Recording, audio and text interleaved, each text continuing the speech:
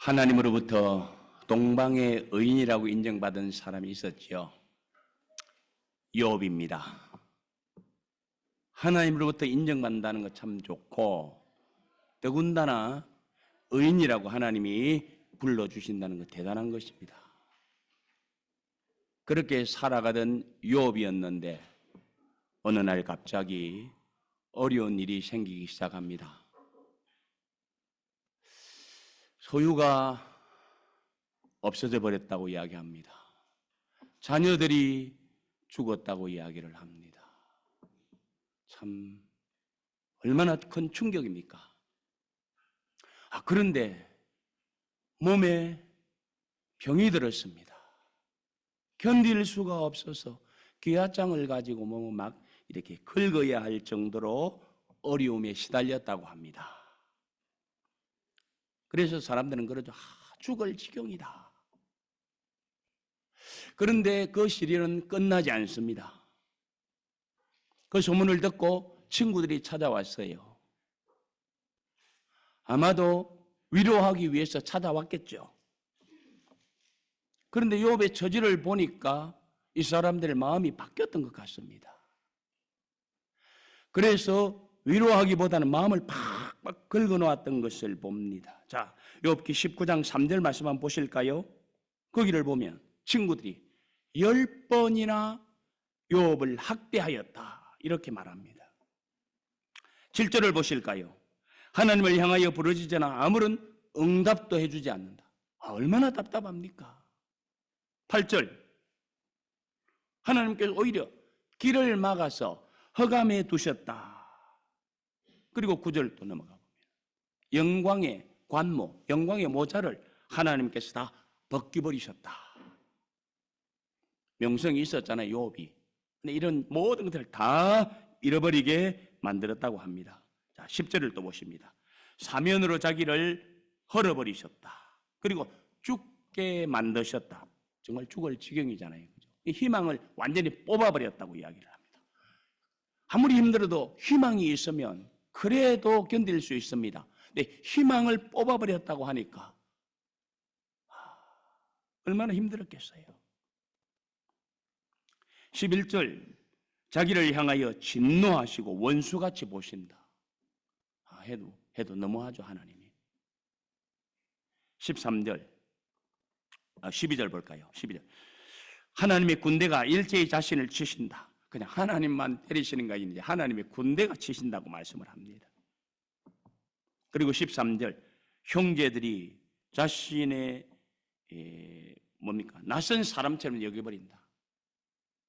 가장 친한 사람들이 그냥 낯선 사람처럼 여기고 있다. 14절, 친척과 친지들도 자신을 버려버렸다. 여러분, 이 정도 삶을 경험해 보신 적이 계십니까? 아마 아무도 없을 거예요. 그리고 이제 같이 보지는 못합니다만 계속 말씀을 읽어나가 보면은 자기 집에 머무르고 있던 종들, 그리고 한때는 자기가 주인이니까 종들이 굽신굽신하고 성이 있을 것 아닙니까? 근데 아무리 말해도 듣지를 않는데요. 그래서 이제는 욥이 막 사정사정하고 부탁을 해야 된대요. 일가 친지도 동네 사람들도 욥을 업신여기면서 조롱한다고 이야기합니다. 사랑하는 사람들이 원수가 되어버렸다고 합니다. 자신의 몸 완전히 그냥 만신창이가 됐잖아요. 이런 상황에서 친구들마저도 좀 위로해주면 좋은데 아니잖아요. 10번이나 학대했다고 이렇게 이야기를 합니다. 이런 사실 앞에서 욥은 비통해할 수밖에 없죠. 그래서 욥은 뭐라고 말합니까? 23절, 24절 한번 보시기 바랍니다. 거기를 보시면 나의 말이 책에 기록되었으면 좋겠다. 나의 말이 철필과 납으로 영원히 돌에 새겨졌으면 좋겠다. 이렇게 말씀합니다. 우리 브리티시 뮤지엄에 다녀오신 분들은 돌에 새겨진 글 그냥 엄청나게 많이 보았잖아요. 그죠? 사람들이 왜 돌에다 글을 새깁니까? 그냥 천년이 가도 말년이 가도 지워지지 않도록 하기 위해서 돌에다 생기는 건 아닙니까? 그렇습니다. 욥은 이런 사실을 알았어요. 그래서 자기의 그 답답한 심경, 하나님도 모른 채하고 친구들도 팍팍 긁어놓고 그냥 숨이 넘어갈 정도로 아프고 답답한 이 사정을 지금 사람들은 알아주지 못하지만은 그냥 이것을 처음에는 책에다가 써놔놓고 그리고 후대에 오는 사람들이 욥이 그렇게 살았구나 하고 좀 후대 사람들이 알아주기를 원하다가 아니야 책에다 쓸 것이 아니고 돌에다 써야지 돌에다. 그래서 후대 사람들이 와서 당대 사람들은 몰라주지만은 나의 사정을 좀 알았으면 좋겠다. 이렇게 지금 이야기하고 있는 것입니다. 얼마나 답답했으면 그런 이야기를 하겠어요. 만약에 어떤 사람들이 이 지경까지 가면은 이제는 어떻게 하고요? 그렇게 이야기하고 나면 벌썩 주저앉아 버릴 겁니다. 그런데요, 욥은 이렇게 이야기하고 그냥 그 자리에 벌썩 주저앉는 것이 아니라 불사조처럼 오히려 벌떡 일어나는 것을 봅니다. 그러면서 외치기를 25절 말씀 보시기를 바랍니다. 내가 알기에는 나의 대속자가 살아계시니 마침내 그가 땅 위에 서실 것이라. 아주 기막힌 고백을 하고 있는 것을 봅니다. 적어도 세 가지 면에서 여기에서는 정말 기막힌 고백, 기막힌 이야기를 하고 있는 것을 봅니다. 그 세 가지가 무엇입니까? 먼저는 지금 자신이 이루 말할 수 없는 고통에 처지 막 죽을 것 같은 그런 상황에 있지만은 그럼에도 욥은 나는 한다 이렇게 외치고 있는 것을 봅니다. 그래서 내가 알기에는 이렇게 말하죠. 여기에서 욥이 안다는 것은요, 히브리어 말로는 야다라고 합니다. 야다. 이 야다가 뭐냐 하니까 이론적으로 아는 것이 아니고 책을 보고 아는 것이 아니고 내가 직접 경험해서 아는 그런 것을 야다라고 합니다. 그러니까 이건 흔들릴 수 없는 사실을 이야기하는 것이죠. 그 욥이 고백합니다. 내가 알기에는 할 적에 야다라는 용어를 쓰고 있습니다. 경험적으로 확실히 사람들이 부정한다고 해도 나는 꺾이지 않는 그런 알을 가지고 있다. 이렇게 고백을 하고 있는 것을 봅니다. 전에 제가 한번 한국에 가면서요, 다크 초콜릿, 90% 다크 초콜릿을 사가지고 간 적이 있습니다. 그래서 제가 어떤 목사님에게 선물을 드렸어요. 그 나중에 그 목사님이 저에게 이런저런 이야기를 하다가 그러더라고요. 또 어떠니 우리 아들이 이 다크 초콜릿을 먹으면서 아빠 너무 맛있어 그런다는 거예요. 그러면서 하는 말이에요. 다크 초콜릿이 이런 맛이구먼 그러더랍니다. 자, 그러면 보십시다. 그 친구에게 너 다크 초콜릿이 맛있다고 하는데 어떤 맛인지 좀 이야기해 줘. 그러면 이야기할까요? 몇 마디는 할 수 있겠죠. 그러나 자세히는 이야기를 못 하겠죠. 듣는 사람이 다크 초콜릿 맛이 그런 거구나라고 알아들을 수 있도록 충분히 이야기는 못 해주겠죠. 그러나 분명한 사실이 무엇입니까? 자기는 90% 다크 초콜릿을 먹어봤잖아요. 그리고 맛있다고 느꼈잖아요. 그래서 고백했잖아요. 분명하게 이야기는 못 해주지만은 이제 그 친구는 이 다크 초콜릿을 아는 거예요. 왜? 먹어봤기 때문에. 경험했기 때문에. 이렇게 경험적으로 아는 사람들은요, 그 사실에 대해서는 아주 견고한 확신을 가지고 살아가게 됩니다. 사람들에게는 잘 말 못해도 좋아요. 그러나 그것은 절대적인 확신입니다. 욥은 지금 그런 확신을 가지고 있다고 이야기하는 것입니다. 그래서 야다라고 하는 게 내가 알기에는 이렇게 외치는 것입니다. 자, 그러면 두 번째, 욥이 무엇을 알았을까요? 거기 보면은 나의 대속자가 살아계시니, 오늘 설교 제목 아닙니까? 나의 대속자가 살아계시니.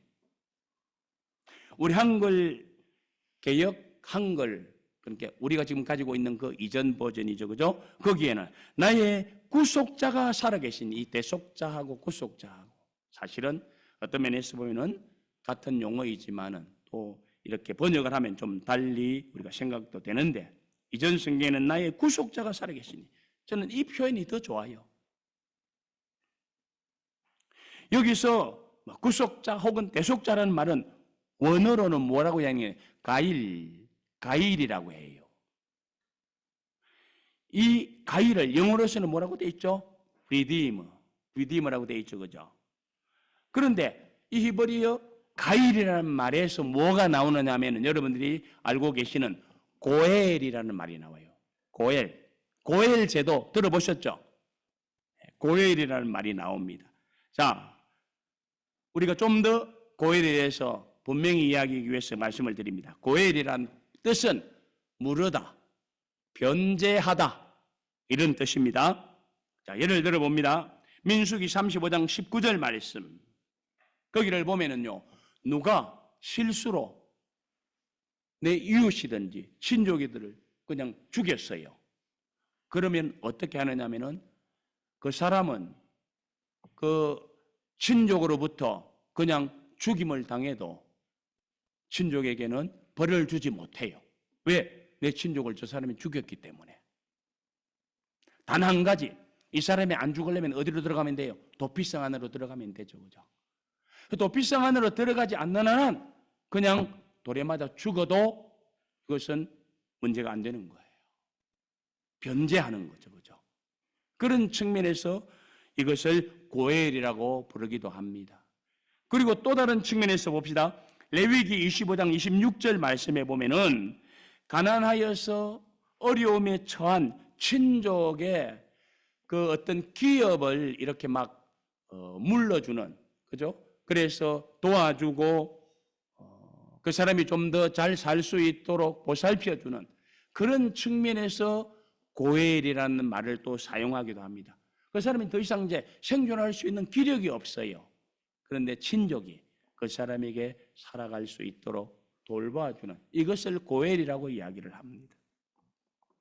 그리고 이제 더 정확한 것은 룻기 4장 5절 말씀에서 보면은 친족이 자식이 없이 죽었을 때에 그의 미망인과 결혼해서 후사를 얻게 해주고, 그래서 그 친족이 이제 가문을 계속해서 이어가도록 해주는 제도를 이야기를 합니다.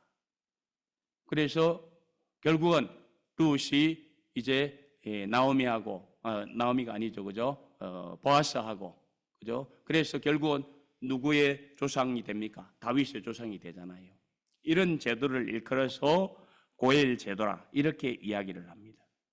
자, 그런데 나의 구속자가 살아계신다라고 하니까 이것을 하나님께 적용시켜 봐야 될 것 아닙니까? 하나님께 적용시키면 그 의미는 이런 것입니다. 하나님의 백성들을 구원해 주는 그런 의미로서 받아들일 수 있는데, 이를테면 애굽에서 종살이 하던 이스라엘 백성들을 어떻게 합니까? 거기에서 나오도록 해주잖아요. 이스라엘 백성들이 스스로 나올 수 있는 힘이 없으니까 하나님께서 직접 개입하셔서 그들을 구출해내는 것을 고엘 제도로 이렇게 이야기를 합니다. 그 다음에 바벨론에 포로되어 갔을 때에 하나님께서도 70년 만에 그죠? 본토로 돌아오게 하는 이런 사건을 이야기하기도 합니다. 아마 개인적으로 본다면 내가 너무나도 어렵고 답답한 일을 만났을 때에 그 일이 해결되도록 하고 압박에서 벗어나도록 해주고, 내가 재앙을 만났을 때 그 재앙에서 벗어날 수 있도록 해주고, 내가 죽을 위기에 처했을 때 하나님께서는 그 죽을 위기에서 끌어내 주시는 이런 모든 것을 뭐라고 이야기하냐면은 고엘이라 이렇게 이야기하는 것입니다. 그러므로 지금 욥이 나의 대속자가 살아계신다라고 하는 말은 지금 욥은 너무나도 상황이 어려워서 그냥 극한 상황에 있는데 이런 상황을 비록 하나님께서는 몰라주신다고 하더라도 사정을 알아주고 이것을 완전히 바꾸어주고 변제시켜주고 그런 분이 계시다라는 것을 욥은 안다라는 거죠. 그래서 내가 아는 것이 있는데 뭘 아느냐? 나의 대속자가 살아계시는 것을 내가 안다라고 고백을 하는 것입니다. 그러므로 주저앉을 수 없잖아요. 벌떡 일어나는 거예요. 자, 그렇다면 욥이 고백하는 그 대속자가 누구입니까? 답은 뻔하죠. 예수 그리스도. 지금 처지는 너무 힘들지만은 하나님께 부르짖어도 대답이 없고 친구들은 위로해 주기는커녕 막 속을 팍팍 긁어놓고 있지만은 자기의 처지를 알아주시는 분, 이 험한 처지, 도저히 감당할 수 없는 이 상황을 바꾸어 주실 수 있는 분이 계신데 그분이 바로 예수 그리스도라는 것입니다. 그래서 그는 고백합니다. 25절 하반절 말씀 보시기 바랍니다. 나의 대속자가 살아계시는데 그가 이제 어떻게 할 거라고요? 마침내 땅 위에 서실 것이다. 이렇게 이야기합니다. 무슨 말씀입니까? 그 대속자가 이 땅에 오실 것이다라는 말입니다. 우리 시대로 이야기한다면 그 대속자는 이미 이 땅에 오셨다 이렇게 고백되어야 되겠죠. 그러나 욥 시대는 아직 이 대속자는 오시지 않았습니다. 그래서 그분을 바라보면서 선언을 하는 것입니다. 마침내 그가 땅 위에 서실 것이라.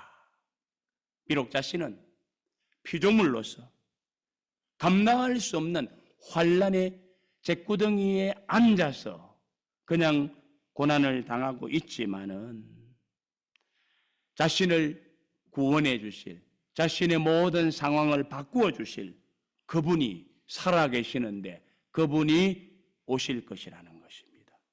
그래서 자신을 아름다운 길로 인도해 주실 것이라는 것입니다. 저는 이러한 욥의 고백을 보면서 우리 모두가 좀 도전을 받았으면 좋겠다 그런 생각을 합니다. 무슨 도전입니까? 자, 아브라함 시대에 욥이 살았다고 이야기합니다. 아브라함과 동시대의 사람이란 말이죠. 그러면 아브라함은 언제 때 사람입니까? BC 2100년 혹은 2200년쯤의 사람이라고 합니다. 그러면 욥도 BC 2100년 혹은 2200년경의 사람이죠. 그러면 그때 예수님이 이 땅에 오셨나요? 아니잖아요. 무려 2000년이 지난 먼 훗날 그 주님께서는, 그 대속자께서는 이 땅에 오실 것입니다. 아직 나타나지도 않았어요. 그런데 욥은 어떻다고요? 나는 그분을 안다. 그분은 살아계신다. 그분이 이 땅에 서실 것이다. 이렇게 고백을 하고 있다라는 것입니다. 저는 이것을 보면서요. 우리는 좀 영안을 밝게 떠야 되겠다. 그런 도전을 받았습니다. 2000년이 지나야 일어날 일을 욥은 이미 어떻게 해요? 보고 있는 거예요. 알고 있는 거예요. 놀랍지 않습니까? 하나님께서 영안을 띄워주는 은혜를 입는 사람들이 하나님이 미래에 어떤 일을 행할 것인가라는 것을 믿음으로 보면서 확신 가운데서 살아갈 수 있더라는 것입니다. 그래서 욥은 그 주님을 보면서 고백을 하는데 너무나도 놀랍지 않습니까? 이루 말할 수 없는 고통 중에 있을지라도 그 상황에, 그 고통에, 그 어려움에 매몰되지 않고 보편적으로 사람들은 그런 어려움이 오면 거기에 매몰되어서 모든 것 다 팽개치고 포기하고 마는데, 욥은 그럴지라도 오히려 벌떡 일어서서 누구를 바라보고 있습니까? 나의 대속자, 살아계신 예수 그리스도, 이 땅에 오실 예수 그리스도, 오늘날 우리로 말하면 다시 재림에 오실 그 예수님을 바라보면서 일어서더라는 것입니다. 상황이 어떠든지 좋아요. 죽을 지경이라도 좋아요. 그분을 바라보고 소망을 가지는 것입니다. 이런 신앙을 가졌기 때문에 욥은 상황에 휘둘려서 그의 삶을, 그의 믿음을 포기할 수 없는 것입니다. 그도 인간이기 때문에 신음하였습니다. 그도 인간이기 때문에 하나님 앞에 하소연도 했습니다. 하나님, 왜 제가 태어날 때 죽여버리지 않으시고 이렇게 살아서 고통당하게 하십니까? 하나님 앞에 볼멘 소리도 했습니다. 그럴지라도 욥은 고백합니다. 나는 알아요. 나의 대속자는 살아계십니다. 그분이 이 땅에 서실 기십니다. 라고 고백을 하면서 그분을 의지하는 것입니다. 그러므로 오늘을 살아가는 저와 여러분들도 이 욥의 신앙을 본받아야 되겠습니다. 그러지 않고서는 우리의 연약한 신앙생활요 지속할 수가 없습니다. 인간은 육신을 가진 존재라서 평안하면 그냥 주님 부르기 쉽습니다. 그러나 힘들면 어때요? 그 신앙의 의지가 꺾이기가 쉽습니다. 장담할 수가 없어요. 그러므로 우리가 욥의 신앙을 본받고 도전받지 않으면 언제 어떻게 우리가 그냥 미끄럼틀 타고 내려가서 우리의 신앙, 내가 언제 믿었던가? 이런 위치에 있을는지도 모릅니다. 그래서 우리는 흔히 그러죠. 내가 참 신앙생활 좀 쉽게 했으면 좋겠다. 저의 고백입니다. 여러분들은 안 그렇습니까? 여러분들도 그러실 것입니다. 왜? 육신을 가진 연약한 인간들이니까 쉬운 편을 찾기 마련인 것이죠. 그러다가 어려움이 닥치면은 견뎌야지 하다가 그냥 끝내는 어떻게 합니까? 주저앉아 버리고 나가 떨어져 버리고, 그러다 보니까 교회는 생명력이 약해져 가고 교회는 쇠락되어져 가는 것 아닙니까? 그래서 과거의 전통만 화려하게 남기는 것 아닙니까? 평양, 영국, 복음에 꼽힌 나라, 지금은요 영국 출석 교인 2%, 복음이 꼽힌 나라였는데, 그러나 교회가 부흥하는 현장은 다릅니다. 예를 들어서 예루살렘 교회를 한번 보십시다. 얼마나 핍박이 많았어요. 얼마나 삶이 힘들었어요. 환란이 왔습니다. 그래도 그들은 넘어지지 않았어요. 그 비결이 무엇입니까? 주님 제1주의로 살았기 때문에 그렇습니다. 주님을 바라보고 비록 이 땅에서는 소망이 없는 것 같이 보여도 하나님은 살아계시니까 그분께 소망을 두고 살아갔기 때문에 교회가 일어선 것입니다. 우리 한국도 마찬가지예요. 세계에서 제일 꼴찌였던 나라 아닙니까? 아니면 꼴찌에서 두 번째라고 이야기도 하죠. 그런 우리나라, 북한보다도 훨씬 못 살았던 나라. 그러나 거기에 복음이 들어갔을 때에 어땠습니까? 왜 이리 힘드냐고 이야기할 수 있죠. 그러나 예수님을 가슴에 품은 사람들은 모여서 무슨 찬송 불렀습니까? 이 몸의 소망 무엇인가? 우리 주 예수뿐일세. 우리 주 예수밖에는 구할리 아주 없도다. 그렇습니다. 예수님을 소망 찾고 살았어요. 그분이 굳건한 반성이 된다고 고백을 했습니다. 그래서 그 위에 내가 서겠다고, 그 위에 내가 서리라고 두 번이나 고백을 하는 것을 볼 수가 있습니다. 이렇게 믿음으로 설 때에 교회는 성장하고 부흥합니다. 내 믿음도 불타오릅니다. 그런데 오늘날에는 어때요? 그런 것이 참으로 약하지 않습니까? 조금만 힘들어도 막 무너져 내립니다. 세상이 휘두르는 권력에 또 물질이 막 나를 흔들어 대니까 거기에 막 나가서 떨어집니다. 내 동댕이 쳐집니다. 그래서 그냥 세상을 의지하고 편히 살고 싶고 물질에 의지해서 향락을 누리고 싶어 하는 마음이 막 우리에게 몰려드는 것이 사실입니다. 그러나 그렇게 살면 우리의 신앙도 손해보고 교회도 쇠퇴하는 것입니다. 그러나 욥은 그렇게 살지 않았습니다. 육신적으로는 고달파 죽을 지경이었지만 그의 영혼은 훤히 열려 있었습니다. 그래서 2000년 후에 오실 그 예수 그리스도를 바라보고 계시는 것입니다. 그러므로 소망이 있지요. 그래서 나는 안다. 나의 구속자는 살아계시다. 그분이 땅에 서실 것이다 라고 이야기하는 것입니다. 그리고 비록 내 생전에 그분이 오지 않는다고 하더라도 나는 괜찮다. 그래서 이런 고백을 합니다. 26절 보시기 바랍니다. 내 가족이 벗김을 당한 뒤에도 내가 육체 밖에서 하나님을 보리라. 그렇습니다. 욥은 자신이 생존에 있을 때 구속자가 오지 않는다고 하더라도 자신이 육체의 장막을 벗어나면 내세에 들어가 저 천국에 들어가 하나님을 볼 것이라고, 성자 예수 그리스도 만날 것이라고, 자기가 바라보던 그 구속주도 만날 것이라고 고백을 하고 있는 것입니다. 이런 사실에 대하여 사도 바울도 고린도전서 13장 12절 말씀 보시면 이렇게 말씀하셨죠.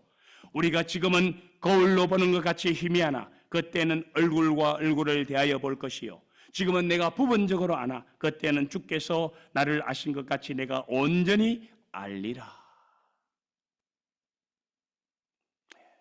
그렇습니다. 인생은 육신의 장막 집을 벗으면 또 다른 세상에서 새로운 삶을 시작하는 것입니다. 그곳을 하늘나라라, 그곳을 천국이라 이렇게 우리는 부르지요. 그곳에는 천지를 창조하시고 통치하시면서 우리의 구세주 예수 그리스도를 보내주신 성부 하나님도 계시고 성부 하나님의 뜻을 쫓아서 인류를 구원하시기 위하여 이 땅에 오셔서 십자가를 지시고 죽어주신, 그렇지만은 생명이기 때문에 다시 살아나셔서 승천해 가신 예수 그리스도도 계십니다. 그곳에서 욥은 그분을 볼 것이라고 고백하고 있는 것입니다. 그런데 말씀드렸지만은 욥이 살던 시대는 아직 예수님께서 오시지도 않은 2000년 후에 오실 그분이신데 그럼에도 욥은 그 구속자를 알고 있고 바라보면서 의지하고 있고 볼 것이라고 이야기를 하고 있는 것입니다. 그런데요, 욥이 얼마나 그분을 보기를 원했는지 아십니까? 27절 상반절 보십시다. 내가 그를 보리니 내 눈으로 그를 보기를 낯선 사람처럼 하지 않을 것이라. 욥은 주님을 보기를 얼마나 원했더니 내가 그분을 볼 것이다라고 한 문장에서 2번이나 본다라는 말을 사용하고 있습니다. 연거푸 2번 본다라는 말을 하면서 그의 정말 주님을 보기를 원하는 그 간절한 마음을 표현하고 있는 것입니다. 그리고 더 중요한 것은 내가 주님을 보기 원한다 2번 이야기하잖아요. 그런데 나중에 이야기하는 이 주님 보기를 이라는 말은 미래형이 아니고 완료형입니다. 그렇죠? 완료형을 썼습니다. 분명히 욥은 미래에 그분을 볼 것이지요. 그러나 욥은 나중에 보기를이라는 이 단어는 미래에 일어날 사건이지만은 지금 현재 일어난 사건으로 막 욥은 단정을 해버리는 것입니다. 그렇기 때문에 나중에 주님을 보아도 그 주님의 낯이 어떻겠다고요? 낯설지 않을 것이라. 이렇게 고백하고 있는 거예요. 구면이기 때문에 믿음으로 보고 또 보고 또 보고 했기 때문에 이제 주님 나라에 가서 얼굴과 얼굴을 대하여 볼 때도 낯설지 않을 것이라는 말입니다. 여러분, 우리 욥처럼 주님을 사모하면서 이런 마음 가지고 살아가면 좋지 않겠습니까? 내일 주님 오실 거야 단정하면 나는 안 돼, 아직 멀었어요. 이러면 어떻게 욥처럼 고백할 수 있을까요? 그죠? 이건 저에게 던지는 질문입니다. 저에게 던지는 질문이라고요. 참 욥이 우리에게 많은 도전을 주고 있습니다. 욥의 이런 고백 속에서 믿음이란 이런 것이구나, 다시 우리 정리를 하게 됩니다.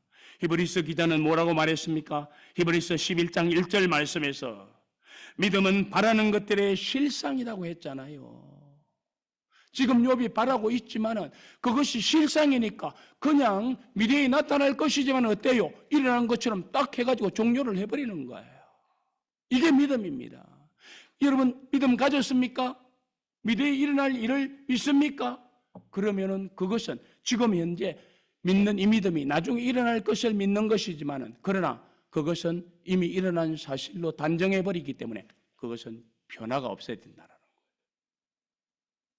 나는 주님을 믿습니다라고 했을 때에 이 믿음이 진짜 믿음이라면 10년이 가도 100년이 가도 만약에 1000년을 이 땅에서 산다고 할지라도 그 주님을 믿는 믿음이 변하지 말아요. 이게 진짜 믿음이라는 거예요. 그런데 왜 사람들이 그렇게 많이 변해요? 한때는 그렇게 불타게 믿는다고 하던 사람들이 왜 나가서 떨어져요? 그러면 안 되는 것 아닙니까? 믿음은 바라는 것들의 실상이라고 했어요. 보이지 않는 것들의 증거라고 했어요. 욥은 이 믿음을 가지고 있었습니다. 이런 믿음을 가지고 이제 주님을 바라봅니다. 미래에 오실 주님, 그렇지만은 그 주님을 미래에 볼 것인데 아니야 미래에 볼 것이 아니라고 지금 내가 보아서 이렇게 이야기를 하면서 흔들릴 수 없는 믿음으로 욥은 또 이렇게 고백합니다. 27절 하반절, 내 마음이 초조하구나. 에이, 이 번역 참 마음에 안 들어요. 킹제임스 버전하고 NIV 버전 뭡니까? 여기 영어 있잖아요.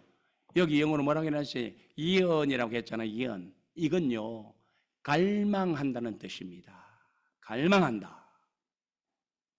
아주 간절히 초조한 마음으로 기다린다, 이런 뜻이에요. 그래서 지금 우리가 가진 성경 아니고 그 전의 성경은 여러분 나중에 한번 보세요. 뭐라고 번역했는지. 초급하구나. 와, 이 번역이 좋은데 왜 이것을 이렇게 바꾸었어요? 내가 주님을 보고 싶다. 정말로 보고 싶다. 내 마음이 너무 급하다. 초급하다. 보고 싶어서. 그럼 여러분들에게 한번 여쭤보겠습니다. 여러분들의 마음은 초급합니까? 무엇 때문입니까? 왜 마음이 그리 급해요? 공부 문제? 아니면 직장 문제? 아니면은 내 입신양명 때문에? 입신양명이라는 것은 우리 젊은 세대들은 잘 모를 거예요. 그냥 내가 잘 먹고 잘 사는 것을 이야기하는 거예요.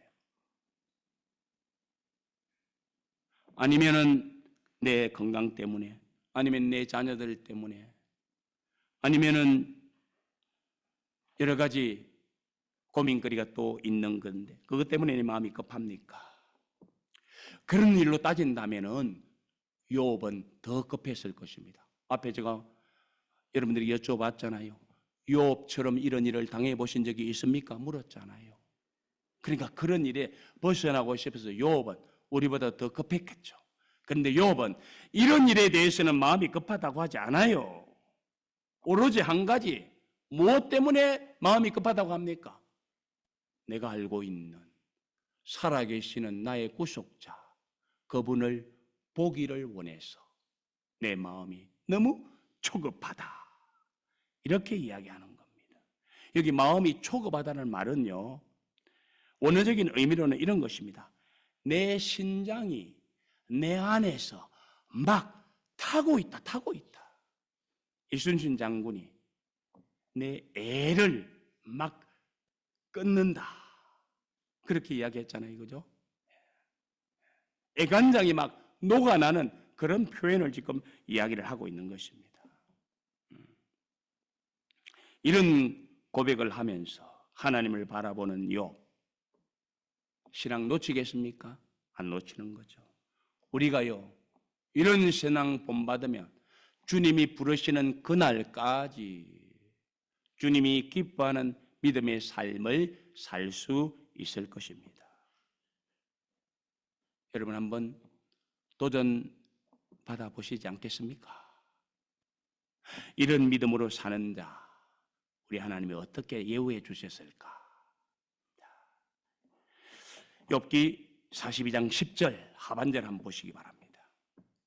욥의 결말에 대해서 이야기해 줍니다. 어떻게 했다고요? 여호와께서 욥의 공경을 돌이키시고 여호와께서 욥에게 이전 모든 소유보다 갑절이나 주신지라. 배에 복을 받았습니다.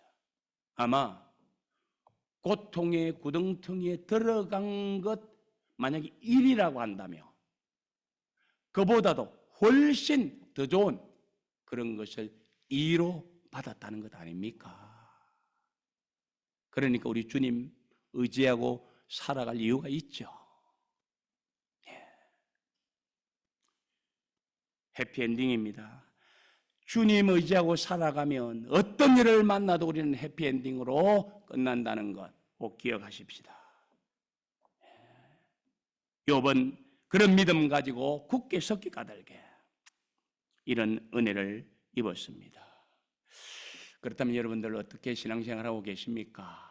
좀 더 욥처럼 이제 이렇게 도전받고 흔들리지 않는 신앙으로 나아가시면 좋겠습니다. 그래서 나의 대속자가 살아계신 것을 나는 안다. 내가 그분을 볼 것이다. 어떤 문제를 만나든지 그 생각하면서 일어서시기를 바랍니다. 그럴 때 우리 주님께서는 붙들어 주실 것입니다. 감당할 수 있도록 해 주실 것입니다. 그런 은혜를 누리시기를 바랍니다. 그리고 더 중요한 것은 언젠가는 욥이 고백했던 것처럼 우리는 육체 밖에서, 무슨 말입니까? 육체를 벗어나서 주님을 만날 것입니다.